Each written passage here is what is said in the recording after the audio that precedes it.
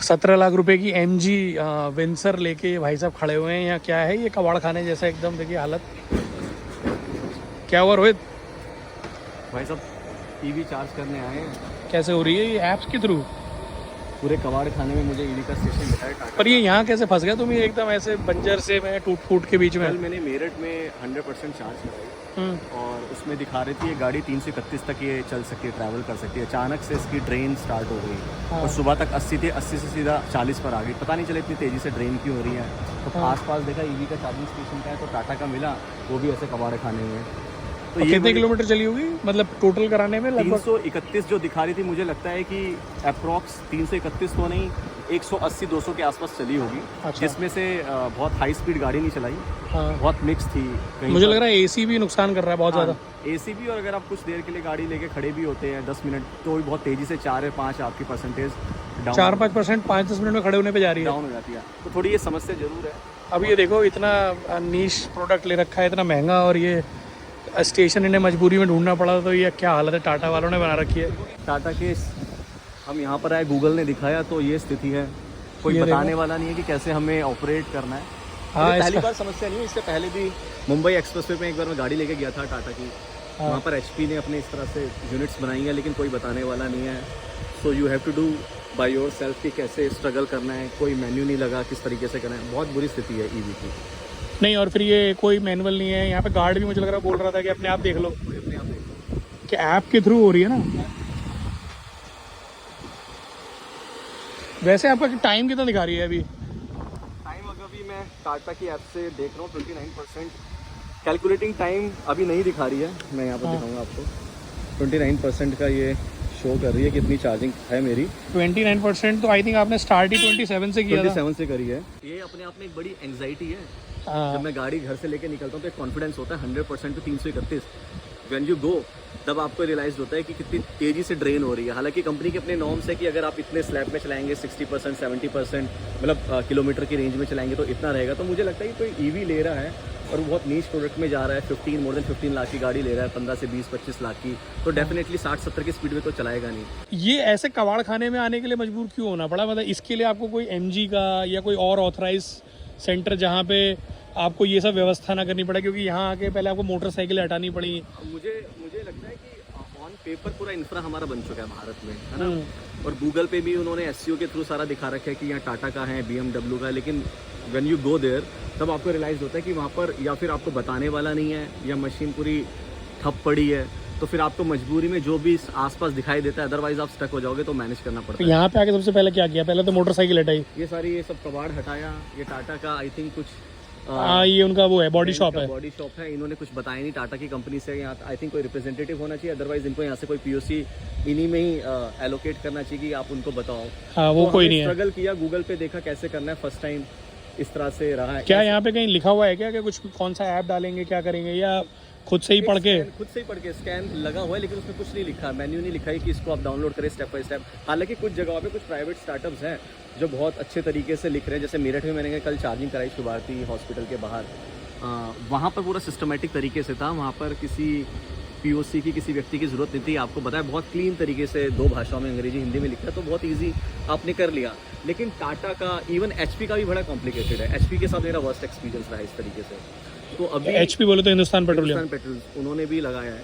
तो अभी इंडिया के अंदर इंफ्रा सिर्फ ऑन पेपर बना है, ग्राउंड रियलिटी तो बहुत ख़राब है। कुछ पैचेस में हो सकता है कि आपको अच्छे यूनिट्स मिल जाएं। मेरे घर के पास है तो मैं वहीं जाऊंगा, लेकिन इन जनरल ये बड़ा स्ट्रगल वाला है कि अगर एक बार गाड़ी में भी देखेंगे चल के कि कितना क्या दिखा रही है। क्योंकि ऐप पे तो आप बता रहे हो, ऐप पे तो 29% 30% जो भी दिखा रही है। क्योंकि उससे ये भी तो पता लगेगा ना कि वेट टाइम जो कि बड़ा ही इरिटेटिंग है। तो 32% अभी ऐप में दिखा रही है, ये 31%। और अगर मैं यहाँ के अपने डैशबोर्ड में देखूँ, आप इधर देखेंगे तो 32% आपको शो कर रही है यहाँ पर। यानी अभी अब वापस लौट के आप 102 किलोमीटर की रेंज में आ पाए हैं। मेरा अनुमान है कि, और एस्टिमेटेड टाइम जो कि बड़ा इंपॉर्टेंट है, आपके ट्रैवल के बीच में आप रुक गए हो तो 1 घंटा 53 मिनट दिखा रहा है। लेकिन मेरा मानना है कि जो 102 किलोमीटर दिखा रहे हैं तो कम से कम ये 40 चलेगी। जो मेरा अपना कैलकुलेशन है, दिस इज द रियलिटी। ये दिखा रहा है, लेकिन मतलब मुझे लगता है कि 40 के आसपास ये बिल्कुल एकदम ठप पड़ जाएगी। हाँ। तो वो आपको कैलकुलेशन करनी पड़ेगी माइंड में कि यार 40 का मतलब हो गया कि 60% ऐसी एस्टिमेशन है जो हाँ काम नहीं आएगी। वो काम नहीं आएगी, वो कहाँ गायब हो रही है। तो वो इसमें जा रही होगी, एसी में जा रही है, अगर वेटिंग टाइम आप खड़े हैं तो उसमें जा रही है, या आपकी गाड़ी कितनी तेजी से स्पीड में चला रहे हैं, कितना मेंटेन कर रहे हैं, तो वो आपको पूरी कैलकुलेशन करनी पड़ेगी।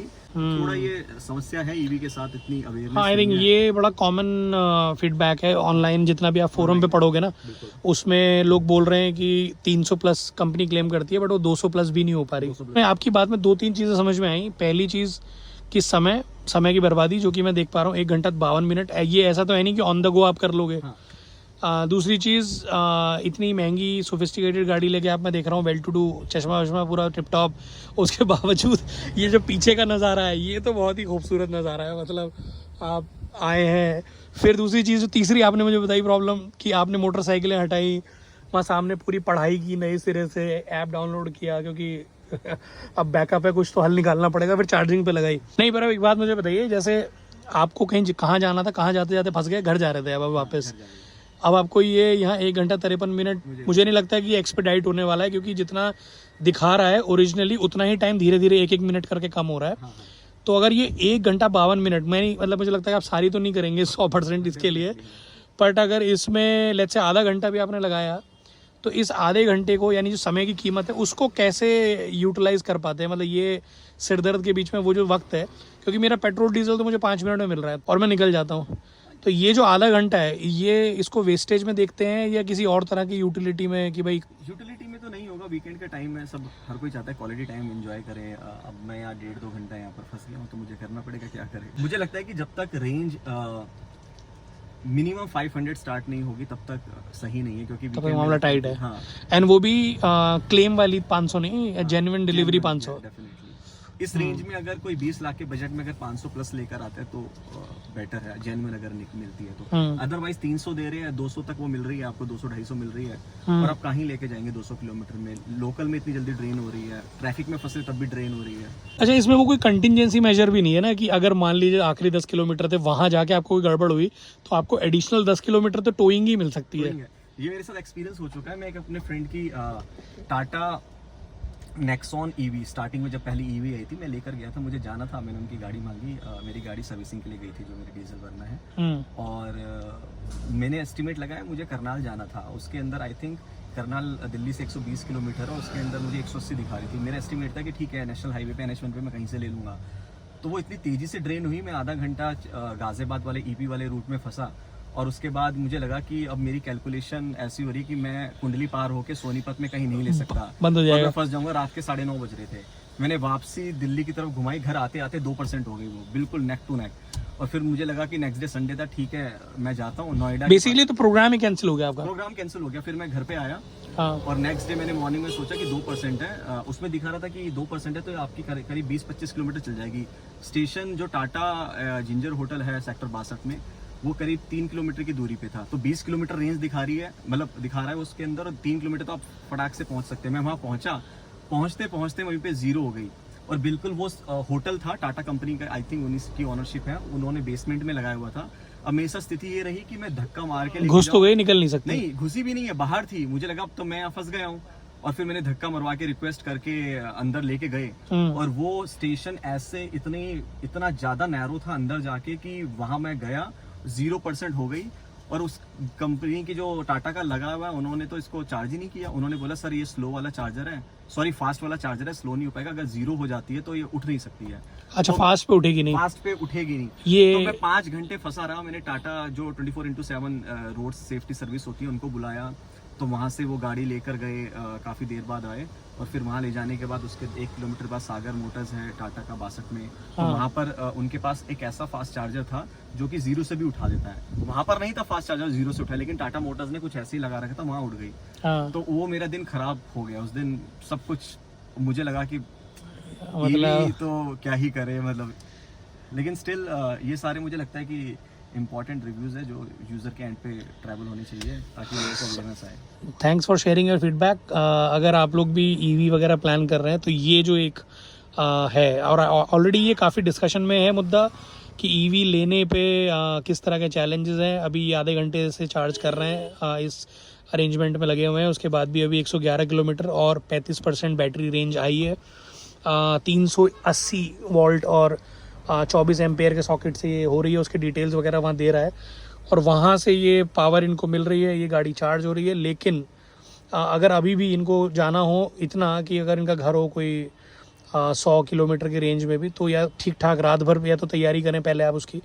पर एक छोटा सिरदर्द ज़रूर आप कैरी कर रहे हैं, डिस्पाइट कि आपने ठीक ठाक अमाउंट खर्च कर रखा है। थैंक्स रोहित ये बताने के लिए। All the best. तब तक आप कॉफ़ी शॉफ़ी कुछ टाइम स्पेंड करने का तरीका निकालिए। हालांकि यहाँ टाटा की जो ये बहुत खूबसूरत फैसिलिटी है, इसमें बहुत ज़्यादा ऑप्शन आपके पास है नहीं, बट ऑल द बेस्ट।